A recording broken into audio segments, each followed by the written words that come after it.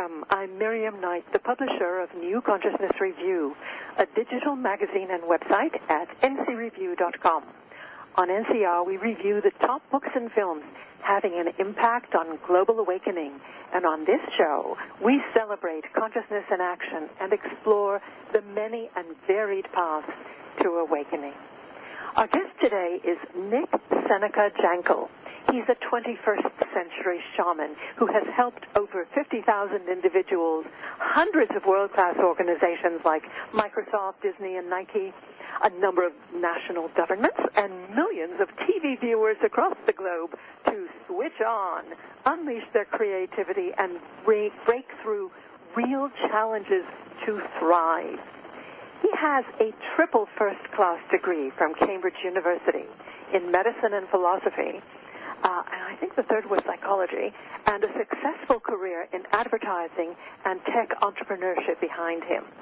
Now, after 20 years of research and practice at the cutting edge of personal and corporate change, he has developed breakthrough biodynamics, unifying science and wisdom. He is a partner at creative management consultancy WeCreateWorldwide.com and the co-founder of wisdom and well-being company ripeandready.com. Today we're going to talk about his new book called Switch On, Unleash Your Creativity and Thrive with the New Science and Spirit of Breakthrough. Welcome, Nick. Thank you very much. You know, I believe that your book, Switch On, is a must-read for anyone struggling to make a better life and a better world. And, you purposely have steered it away from the woo-woo. Your book has a hip but heart-centered vibe, and you managed to make it simple without being simplistic. I want to know who you had in mind when you wrote the book. That's a great question. I had in mind, I guess, a couple of people. One was me for most of my 20s and 30s, struggling to make sense of all the different ways of living and not really finding a path that I felt was both truly able to heal but also rigorous. So really for that person. And then I guess I also had in mind the sort of people who are what I call love curious, who are interested in consciousness, interested in wisdom, interested in love, interested in connection, but have not drunk the Kool-Aid and are still sort of struggle a little bit with some of the hallmarks of the New Age movement. That's interesting. I noticed on your website, of which you have many, which you can tell us about, that you had in mind the digital generation, the millennials, and yet you talk about just anybody who is love curious. Were you specifically going for the potential movers and shakers coming down the pike? Yes. I mean, I kind of have a belief that the baby boomer generation has got lots of wonderful wisdom teachers who speak to it, to speak to the generation, and a certain type of sort of teacher. And I think the generation that's coming into, I guess, power now, that I call the digital generations, which is a kind of mixture of Gen X and the millennials, is actually a bigger generation, more people, but I think it hasn't really found its teachers yet as a generation. And I believe there are lots of people who are from this generation and beginning to be ready to teach. And it's taken me a long time to be ready to teach. So I'm 41 now, and it's taken me a good decade since I discovered what I wanted to do to know that I could actually hold space for true healing and awakening. And I think there are lots of people like me out there who are sort of just coming of age, if you like. Mm-hmm. So I definitely wrote it with that younger audience in mind, but also never wanting to be exclusive and alienating.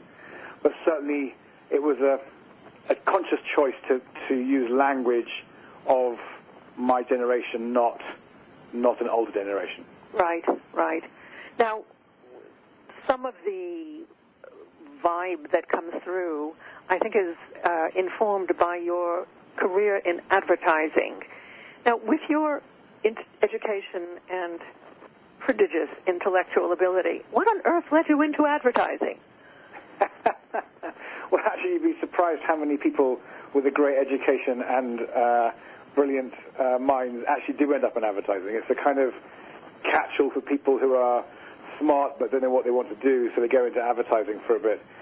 I kind of fell into it. I was, at the time, had applied to do a PhD program in history of thought, history of intellectual thinking, and I was actually recommended by my father that there was a job in advertising called planning, which is basically sort of creative strategy, that used psychology and philosophy and applied it. So I thought, well, that sounds like a good thing to do for a year while I wait to work out what PhD program to do. So I applied to different agencies and got a job. And actually it is extremely powerful training to learn how to put into practice big ideas in a super practical and super polished way. So I'm very glad I did it, but I'm also very glad I got out before it had sort of swamped my soul. No, I mean, I wouldn't be able to do what I do now without that training. But I definitely wouldn't necessarily recommend it to anyone. Now, you had something of a crisis that led you onto the path of what you call a 21st century shaman. Oh, yes, I did. I had a number. I had a number of sort of small rippling breakdowns, but I had a sort of epic breakdown, which, touch wood, has been my last real breakdown in terms of out of control, no idea how to get out of it breakdown. Actually, I believe breakdown is part of transformation. So I just sort of distinguish between an unhelpful breakdown and a helpful breakdown. So I had an unhelpful breakdown where I was just burnt out. I'd been running my own creative agency for 6 years, very young. I just turned 30. And I went through this kind of, I can only make sense of it by describing it as a sort of a moment of profound heartbreak, where I realized that the career I was in and the trajectory I was on was almost diametrically opposed to what I wanted to do originally with my life. So when I was 15, 16, I wanted to be a psychiatrist. And so I was now in a position where I was using psychology and anthropology and human science in general to find that little piece of everyone's heart that is damaged and in pain, and believe that if it has something, it'll be okay, it will be loved, which is really the core of marketing in its old form, is to find the weak points in our field, if you like, in our ego structures, and stimulate them by saying, well, if you have this product, people will think you're sexy, or you'll finally belong to the group, or whatever it is. And I realized in sort of horror that I was using these powerful tools of healing, which are agnostic and neutral. They can be used for anything. And I was using them in absolutely the way I did not believe is right for the world. And in a very quick period of time, I realized I wanted to flip back onto the career I had 10 years earlier, when I was so passionate about being a psychiatrist. So where did you go from there? Well, first I had to do something that was one of the great lessons of life, something that a lot of wisdom teachers talk about. I had to let go of what I had. So I had, roughly 50 staff. I had a bit of fame, a bit of early sort of paper millions, and I had to let go of it all, because I had to really let go of that structure. I couldn't sort of changed my career. I had to absolutely change it. So that was the first step, was to let go of all this accoutrement. I had to make a lot of people redundant, which was not a very happy thing to do. I had to say goodbye to a company I'd put 6 years of my absolute lifeblood into it. And then I set about on the journey of sort of saying, never again. I will never be burnt out again. I don't want to ever be depressed again. I don't ever have panic attacks. I must be able to resolve these issues, and then I want to be able to teach other people how to do it. And when I made a commitment, which I'm still working on, is I didn't want to just then teach wealthy people this stuff. I wanted to make sure I play my part in bringing the other millions of people worldwide who will never pay to go on an expensive retreat, or who just can't afford that kind of experience. So I made a commitment to spiritual awakening, and I made a commitment to social justice through spiritual awakening. And that I've been playing that out, unfolding that package, which is a big package. I've been unfolding it over the last 10 years. Now, you are using the word spiritual. In what sense? Well, in many senses, I guess, but the ultimate sense for me about what spirituality is, I guess as a perennialist, as someone who believes that there's a kind of common chord to all spiritual traditions, my kind of essence of what I talk about when I say spiritual is a combination of realizing, one, we're all connected, and I actually believe we're all part of one thing, which is people call non-duality. So that's the kind of basis of what I think is the most spiritual paths, around this belief that we're connected, and that we are not our ego. We are more than our ego would let us think we are. And when we access that, we start to really understand how to thrive. And the main point of access of that is through the heart, not the mind. That's what I mean by spiritual. And then obviously there are lots of other parts to a spiritual life, but for me the core of it is learning how to open our heart, learning how to listen to our intuition, and learning how to feel that we are loved and connected to this universe that we are intrinsically part of. So is that what you are referring to when you use the terms the tiny me and the great we?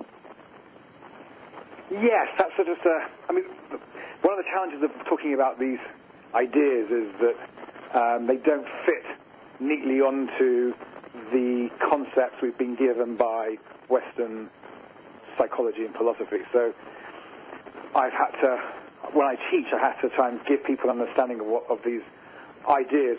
How do you talk about the me which doesn't feel afraid, doesn't feel alone, doesn't feel disconnected? How do you talk about that me? Because it's not the same me that wakes up in the morning feeling scared or frightened of going and doing something. It's a different kind of me. So I talk about in the book the tiny me being the small me who feels small, feels alone, feels one of 9 billion people, feels a little irrelevant, but also probably a little arrogant at times as well, versus this sense of me where I feel abundant, oceanic, connected, where I am more interested in the we and how we live and how we thrive than I am the sort of person that people call Nick and what he needs. So I call that the great we, this sense of we-ness that emerges when we really deepen our practice away from taking things personally and needing things personally. You talk about breakthrough biodynamics. What do you mean by that? Yes, that's a great question, and that's, again, something I'm unpacking. About 3 years into writing the book, so the book took me 7 years to really get together and write. And about halfway through it, it was very differently structured to how it is structured now. And I was starting to notice something I hadn't really seen before, although I can't believe I hadn't, but it just had never struck me, that the process that I use in creativity with organizations, which people call innovation. So the innovation process I have been using and developing, where you go down into what's possible before you come back up with an idea or a business concept. It was the same process, or it is the same process I've been using in individual transformation. And I'd never really seen how similar it was. I'd never drawn it. And what I started to do very quickly, once I had this beginning of this insight, was to realize that there's a very similar set of principles and micro tools that you would use as an individual to transform, or as an organization, or as a society. And that's why I started to realize that's what the dynamics of breakthrough is. There seems to be a set blueprint for any form of breakthrough, whether it's the level of a family or the level of the United Nations. It's the same archetypal blueprint. And so I looked at that, calling that breakthrough dynamics, the dynamics of having a breakthrough. And then working actually with my wife, who's a biodynamic craniosacral therapist, and we were talking about the idea of what biodynamic means. And I added that concept into it because all breakthroughs, all transformation happen in people, and they happen in people's biologies.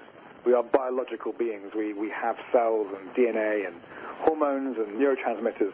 So every time we have a breakthrough, there is a biological reality to it. It's in the body. It's embodied. And I wanted to really drive that home because I think a lot of people, both in the creative industries and in the mind-body-spirit space, there's a tendency to sort of leave the body and go into this sort of realm of what the Greeks might call reason or the ether, or sort of floating away into dream-like places.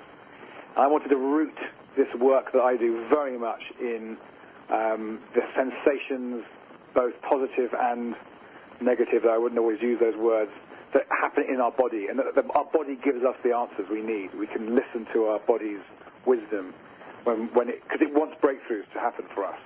You can feel it. And so that's what breakthrough biodynamics is. It's the study of how you encourage and support these naturally occurring breakthroughs that want to occur in society and they want to occur in individuals. And yet we get in the way of them with all our old beliefs and our old fears. And so the breakthrough biodynamics is the study of how to encourage those breakthroughs and then sustain them in the face of resistance from ourselves, resistance from our lover, resistance from our kids, resistance from our colleagues who just don't really want to change. So it's one thing having the breakthrough, it's another thing being able to actually sustain that breakthrough over months and years. One of the things I particularly appreciated about your book is the way you interweave science, medicine, sociology, psychology, but, basically everything one would expect from a triple first. But the notion of biodynamics, is really taken from mind-body medicine that is such a vibrant field of study right now. And it's not just the breakthroughs that are reflected in our physiology, but it's also going down the first leg of that J curve that you use. It's going down into depression. Yeah. It's our thoughts that are creating that physiological shift. And exactly. What you're showing is how we use the same mechanisms to pull ourselves back out. Exactly. It's like there's one sort of, if you imagine our body mind as an orchestra, there's incredible possibilities. We can play a funeral march, which might be, depression, and then we could play some kind of crazy, screechy modernist thing, which might be panic attacks, or we can play, a Mahler symphony. So we can play all of it in this sort of biological, and I do really believe that, exactly as you say it, that the same mechanisms that pull us into despair and devastation and depression, which I've suffered from in the past, long-term depression and sort of a manic depression type experiences. That same biological wizardry, once we understand it, we can use it to pull us out and to have breakthroughs and to lift us out. But we have to understand both dimensions of that to really master it. Nick, you have, I guess, understandably, being English and being a Cambridge man, a real love affair with words, and in particular, alliteration. One of the subtitles on your book is Reconnect Your Heart, Rewire Your Brain, and Remix Your World. That sounds very hip, particularly the remix part, which might need a little explanation for us of a certain generation. Tell me what this kind of flow is. Well, these three parts of this sort of strap line. There's one part of it which is around sort of trying to jolt people out of that tune in, drop out mentality.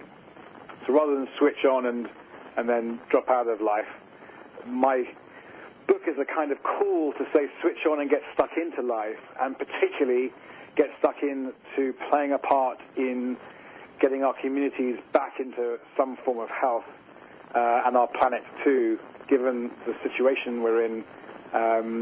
It's certainly, I believe, the generation that I'm in, it's our job to look at awakening, enlightenment as the beginning of a process of becoming more useful to society as opposed to the beginning of a process of dropping out of society. That's kind of what I've kind of, this is kind of a call to action to get stuck in. That's what kind of the overall sense is. But to sort of drill it down, in the book I talk about these three facets of all human experience.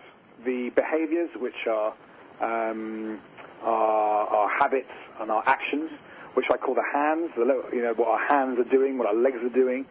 There's the head, what we think, our cognitive reality, our beliefs and ideas. And then there's the heart, which is our emotions and our spiritual connectivity or disconnection, depending on where we're at. And so at every moment we have something going on in all three of those. And they can be disempowering or empowering. And so a lot of the book really is about how to tune those three parts of us at will, to master that. And the essential summary of everything I teach is, first of all, reconnect our heart. Everything that comes from the place of a connected heart is almost invariably going to be focused on collective well-being, collective purpose, collective thriving. So reconnecting the heart is our first job, and something that I didn't realize for many years of my life, how important that bit is. Then once our heart is feeling loved and connected and at peace and at one, we can rewire our brain. And we can't rewire the brain if we're in fear. Certainly not the things that are really embedded in our real protection mechanisms. We just can't do it. And then once we've rewired our brain and have new thoughts and new ideas, we can then remix our world in any way we want. And remixing is an idea from music where you take a track that exists, or take a song that exists, and you take the parts, you separate the parts, and you create a new song based upon the old song.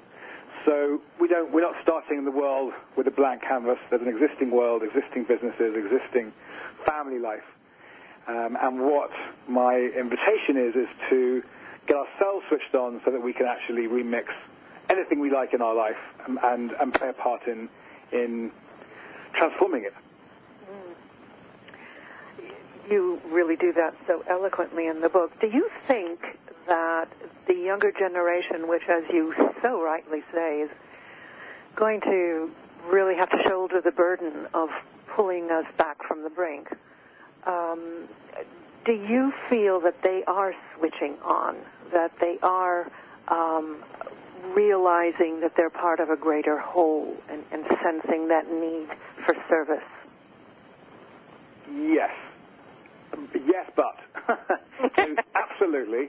And I've staked my future on it, both as an individual teacher and with my wisdom and well-being company. We're really focusing on that demographic with our courses and products and events and things. So yes, I think there's a deep yearning. I think there's a deep insight that this generation, my generation, feels we're part of the solution. We have to be. We have no choice. But at the same time, this generation has more stress than any generation before it, has high levels of depression, has more unemployment. There are some quite severe personal crises. Suicide is the number one killer of young men in the U.S. Number one, more than road traffic accidents. And so, yes, there's a yearning. Yes, there's a belief that I've got to sort my life out, and I've also got to make sure there's a planet to live in. But I'm also don't have a job, or I don't have a job that fits my education, and I'm kind of depressed, and I find it hard to, commit to things. So there's a lot of blockage and obstacle, and so I'm very passionate with my work, saying, listen, guys, you've got everything you need within you. You are part of the future. Let's work together. Let's do this. And when I teach classes to that age group, so I was teaching at Yale recently and had a really mixed group with lots of different people from different departments, and they are so hungry for insight, not so much knowledge, insight, wisdom, what we would call wisdom. And I love teaching them because it's one of the only places where I get to truly fly between spiritual truth, social change, how to run a business, how to be a leader, how to deal with relationships. They want all of it, and they see the connections. Whereas in the more established culture, I find that everything has to fit within these very tight genre boundaries between, is it mind, body, spirit, or is it social change, or is it, and it's like, well, these guys don't think in that way anymore. And so you see this beginning of interest in things like spiritual economics, sacred economics, or conscious business, because we're sort of blending the genres together. You have a very upbeat take on problems. How did you come to believe it? Yes. Well, I think maybe that came from my innovation background, where you start all projects with a problem. So that's the kind of the discipline of innovation is. But you also realize that all problems are therefore opportunities waiting to be revealed. So that's a very sort of clear journey, and I guess the discipline is to see our own problems in that way, and that's not always easy when you're in the middle of it. So, someone you love passes away, you get dumped by someone, you lose your job. When we have a profound personal problem, it's very hard to have the flexibility of mind and heart to be able to see that in a positive way. But part of the lesson, I guess, of this process that I've been working on and explained in the book is that when you get through it and you use it as a tool for awakening, for deepening your connection to spirit, to love, to life, you always end up in a place where you have more meaning than before. It may not be a better place in terms of more money or more health or something, but you have more meaning and more connection and more understanding of who you are. So I guess that's where my optimism about problems comes from, is that if you really go into them and use them for what they are, you always end up in a place that's just more alive and more whole. And we are back speaking with Nick SENECA JANKEL about his book, Switch On. Nick, did your parents give you the name Seneca? Or did you take it on after you went to Cambridge? Do you know what? I had this intuition you were going to ask me that about 10 minutes ago. No one's asked me. In every interview, no one's ever asked me. It's actually my middle name. I see that. And my great-grandfather, Seneca, was his first name. And I was given the name by my folks, I guess in memory of him, but in some kind of precognition. And about 2 years ago, I thought, I love this name, Seneca, and I'm a student of Stoic philosophy, and Seneca was a great Stoic and writer and essayist and whatever. I thought, you know what? I'm going to, rather than go to India and be given a sort of Sanskrit name, I'm going to bring out my own, my own potential in my own name. So I then popped it in the middle, and now I call myself with my middle name as part of my name. So very good. It's like kind of part of my rebirth, I guess. Indeed. Speaking of rebirth, you have a wonderful part in your book that talks about the relationship between the inner child and creativity. Can you expand on that for us? Yeah, I mean, I guess in many ways that all creativity in some way, I think, is coming from something deep within us. And I think when we have a kind of tortured creativity, it's coming from a tortured inner child. And when we have a kind of what might maybe call a harmonic creativity or symphonic creativity, it's coming from maybe a healed child, inner child. So, because people often talk about creativity comes from torment and trauma, and in some ways, yes. But I think as we heal ourselves, if we choose to, not everyone does, and certainly a lot of artists don't, but if we choose to heal that inner child, the creativity that comes through us becomes more attuned, more appropriate, more fitting in the moment, more beautiful, more able to inspire joy and beauty and peace. So I think that's part of what the work is on being creative, is to sort of bring up our inner child inside us and say, you know what, you don't need to be stuck anymore in these old patterns. You know, let's come join me and bring your playfulness and your cheekiness and your innovativeness, bring it into this wise adult version of me, which is part of the deep healing work that I do and I talk about in the book. The benefit of it is to have this very, I could sort of distinguish between childlike and childish. Mm-hmm. You get a childlike way of seeing the world, not a childish one. So a wounded inner child is childish, acting out, you know, that kind of thing. A healed inner child is childlike and brings this wonder and curiosity and what would be called like a relentless desire to experiment into everyday life. And that really can be very, you know, making a meal or talking to our partner in a different way. That's the playfulness of the inner child coming out. Before the break, we were talking about the sort of inner need that we have for meaning in what we do in the world. So between a sense of meaning and an outlet for creativity, which do you think is more important, or are they equally important? Well, I'd probably say they're the same thing. I think the living a creative life, not necessarily artistic life, because I don't talk about art as a thing. I talk about creativity, meaning talking to the postman differently, you know, taking a different route to work, acting differently in a meeting. Really mundane creativity. That, for me, is the source of the richness of life and the meaning of life. And if you do that lots and lots, you end up with a very different life from how you would have done without that. And I think that our creativity is what allows us actually to create new meaning, more inspiring meaning than the habits, our mental habits would give us by labeling something wrong or bad or ugly or unpleasant. When we're creative, we can go, actually, maybe that problem isn't awful. Maybe it's actually a source, you know, a way of me realizing what grief really is or what sadness really is. And suddenly we've given it meaning, a meaning that we can embrace and say yes to rather than a meaning that we want to reject.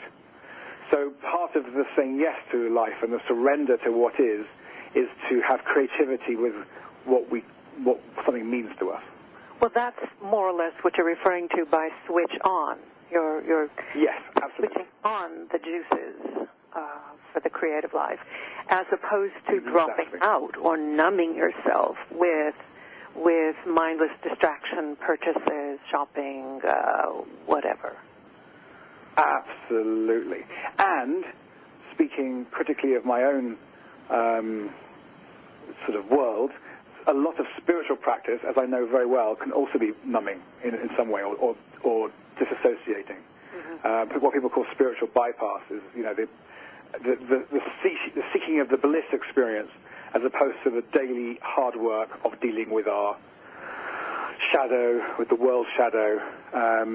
But I believe it's that daily work which gives us the juice, which gives us the meaning, gives us the inspiration, is really bringing our problems inside us and not rejecting them and not trying to avoid them.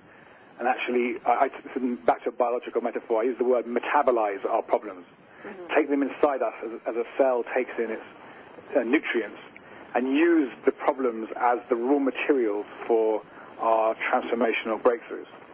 Which, we've been taught for millennia. I mean, the dark night of the soul is that very, very process, the process of taking the worst fear and somehow, with courage and fortitude and listening to our heart, it becomes the light of God or Spirit or whatever we want to. I can't tell you how many people I've interviewed or read who have used exactly that experience of the dark night of the soul to catapult them into an awakening, into a new path in their life. Absolutely. I think that's one of the characteristics of shamans in different cultures, is often they've had life or death or near life and death experiences that they've managed to catapult them into a place of transformational power as opposed to break them. And I think that's the choice we all get. And I think that some people get given it in a different way or earlier or whatever. But I think everyone has that capacity to use these experiences to catapult, to break through. Now, finding one's purpose in life is rather central to actually being able to act on it. Is there a simple way to know if we're on the right track? Yes, absolutely. And so I talk about in the book this idea which befuddles me and other people, that we don't choose our purpose. Our purpose seems to kind of emanate from us when we clear away the blockages and the shadow. But we do choose then what we do with our purpose. So we get to choose whether we use it purposefully or not, or whether we kind of push it away. And there's this wonderful metaphor people use, which basically goes along the lines of, what is hell? Hell is meeting the person you could have been if you'd lived according to your purpose. Which I think is an incredible inspiration and a warning that, the last thing we want to be doing is lying on our deathbed thinking about, what could have been if we'd really grounded our being in this sense of purpose. And as the saying goes, no one ever worries about, no one ever wishes they'd been to more meetings. It's not something that we spend our later years, I don't think, worrying about. What we do worry about is, did I play enough with my kids? Did I have enough fun? Did I challenge myself enough? And that's what purpose is. Purpose for me isn't about the goals. It's not goal-oriented. Purpose is the opposite. It's intention outwards. It's about bringing that purpose to every moment of life, whether it's ordering, tacos or, it's just the daily moments of every day where life is lived. But do you bring your purpose into that? Do you bring your creativity, your meaning, your passion, your inspiration into these little moments? And yes, purpose can build into a big vision, but it's not the big vision. It's not a career goal. Well, it's like the poet Robbie Burns once said, of all sad words of tongue or pen, the saddest are, it might have been. So, okay, Nick, what is the difference between self-delusion and either paranoia or pronoia? Well, first let me describe paranoia and pronoia, and then maybe we can talk about that, the self-delusion, which is definitely something to be avoided unless it's done fully consciously and with wisdom. So for me, the paranoia is the sneaking suspicion that the universe and everyone in it is trying to get us in some way or get at us, bring us down. The person who tries to cut us up on on the freeway, or the fact that we missed the bus to work, and then you give that a meaning which is somehow about you being wrong or the world being wrong. That's paranoia. And paranoia is the exact opposite. It's saying, I missed the bus, but maybe it's because today I would have been killed on the bus. Who knows? I don't know. But wow, thank you for that, universe. You've really helped me. It's about being creative with our meanings so that we can find some ray of sunshine, some silver cloud, some silver lining in every cloud. And yes, and the thing is that maybe totally making it up. But I would argue that the paranoid meaning for all these things is also totally made up anyway as well. And no scientist in the world can ever tell us with 100% certitude that our paranoid meaning is right or our pronoid meaning is right. So what that means for me is we get to choose. And if me thinking, I missed the bus because maybe I was meant to speak to my friend who just rang, and that's important to them, and that's beautiful, thank you. If that allows me to live in an attitude of gratitude, a place of devotion and deference to the universe, of surrender and appreciation, then great for me. It's empowering. It's great. Well, going back to the electrical metaphor in your title, switch on. Basically, if you go into paranoia or negative thinking, you're switched off and you don't have the current, the juice for living life fully. So, absolutely, as you say, it is a choice. And as you say, throughout your book, you're showing all of the different choice points where we can make the choice for life, for switching on. Exactly. And it's really that simple. Obviously, it's totally not simple because doing that in practice is actually rather challenging, as I found out myself. But it's still, every moment is pregnant with choice. We have a total a free choice. I'm not sure we have free will, but we have free choice. Mm-hmm.